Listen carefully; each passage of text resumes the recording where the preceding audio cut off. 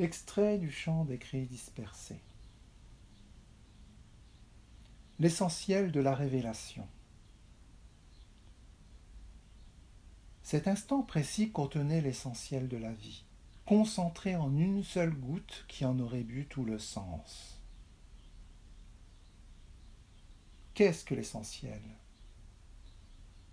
Pour ne pas en limiter la portée, laissons-nous porter par ces jeux de mots de la langue des signes, du cantique des oiseaux.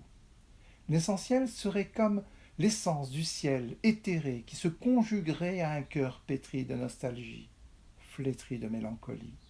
Là, au cœur de l'essence invisible de l'âme, où le visible de l'un n'est jamais très loin, nous dit loin, si près des cieux, se terre une soif insatiable d'harmonie entre ciel et terre, justement. Répondant à la double injonction de cette divine onction qui fait vivre le cœur et de se déchausser du mental où l'ego a construit sa forteresse, l'être s'impatiente de recouvrer ses esprits, enfin, son esprit. C'est à ces moments de grâce éphémère où l'être pressent, en cheminant avec les pieds nus de l'innocence, la nécessité de se dépouiller de tout ce qui n'est pas, voire aussi de ces idoles qui encombrent le temple intérieur. Est-elle un ruisseau insouciant d'être enfin cette joie de l'univers, en étant l'étang latent uni vers la source de lumière, il chante de tout cœur la maison mère. De cet instant éternel où l'amour inconditionnel oriente tout, l'être expérimente cette fonction de dépositaire, de lieutenant, tenant lieu de responsable, c'est-à-dire de calife, représentant l'absolu dans cette réalité, comprenant ainsi le sens de ce qu'il vit, qui n'est pas vain.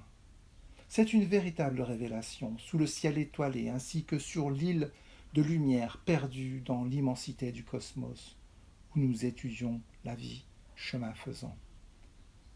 Ne reste finalement que la gratitude pour seul trésor, en réalisant la réflexion, en tant que miroir de l'ineffable, du trésor caché.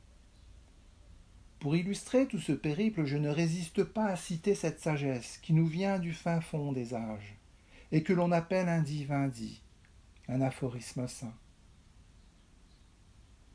Les cieux et la terre ne peuvent me contenir, alors que pétri de foi, le cœur de mon serviteur lui le peut. Parole d'absolu, une bien divine parole. Ainsi donc, pour revenir à notre histoire du début, une seule goutte d'eau contient en sens et en essence tout l'océan. Depuis quelque temps, on appelle aussi cela le sentiment océanique. L'essentiel peut être le fait de réaliser la non-dualité, l'unité, d'être touché par la grâce et la révélation de l'unicité de l'être.